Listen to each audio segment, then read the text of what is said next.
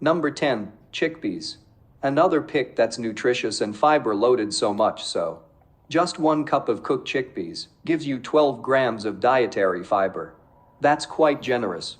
Chickpeas are also an excellent source of plant-based protein. Besides this, you'll be getting manganese, copper, iron fully, and phosphorus. What's not to love about chickpeas? As if their awesome nutrition profile wasn't enough, this legume can be eaten in so many ways. You can try roasted spice chickpeas, or how about chickpea curry? You can also make one of the easiest forms of spread with chickpeas as a base. Dip some nachos in chickpea-based hummus, and enjoy a snack. My favorite way to eat them is by preparing a salad from boiled chickpeas and diced veggies like tomatoes and cucumber.